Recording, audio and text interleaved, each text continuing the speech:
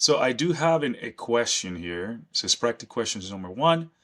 An attacker entered an or like which mean like 1 = 1 into the log in front against to have access to that. What type of attack is this one?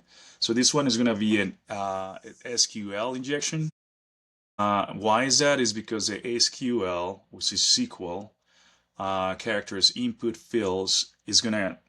So like if you have a USB, like I said before, and then you just connect it to your computer and you inject that malware through that by route. So SQL injections, pretty popular.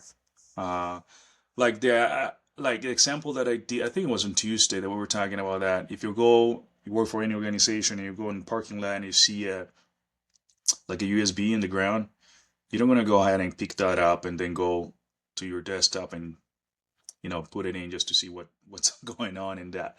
The minute you do that, you're cooked because that those files are going to transfer in your computer and you're going to make a back door, and you're going to you can be able to stop that. So that's why it's so important to know, like, pay attention when you see something on the ground or something like if you work for a company that deal with computer data, whatever it is, and you find a USB next to your car, do not touch it. Just leave it. And if you touch it, just make sure you throw it in the trash, wash your hands, and move on. All right? You don't touch none of this stuff, okay? All right. So I have about 5 questions here, but I don't want to go and break those down, all of them. But the most important thing here is SQL injection. It's like a student who is trying to figure it out. What if they write the right thing on an answer sheet, right? For example, when you take a test and they have like multiple choices, and then you have to kind of pick one. You see the Scantron machine can select the correct answer. That's how it works. Okay, because it can kind of you process that paper, and then the Scantron have the ability to read and collect information. That's exactly how it works. Okay, kind of weird stuff, but yeah, it's important to try to kind of look for examples and break that down in such a way that you guys can understand, because it can be confusing at times.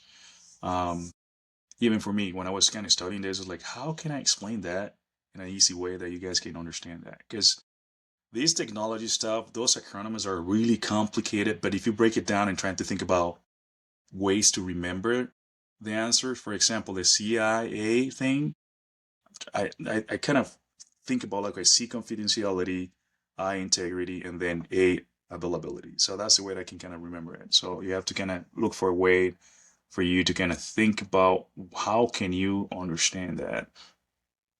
So basically today's lesson, if you can get anything out of this today, is the application of attacks. That's 8. And then B will be network attacks. So there are like 5 different practice exam questions. I'm going to put those in the description at some point in my YouTube channel so you can kind of see the other 4, because I only read one. And what else we got here? So tomorrow, my thinking is just to go through like day 1 through 4, because this is 4, and then practice and review everything we've been doing so far, and then practice on like some exam questions. Okay, because we're gonna get into cryptography and type of different instructions and digital signature, and we're gonna talk a little bit about the internet and some concept that you might probably are aware of already, like the HTTPS, which actually protect us from getting to any type of like weird websites when you're navigating in the internet too as well. Okay, that's gonna be in day 5, which is tomorrow.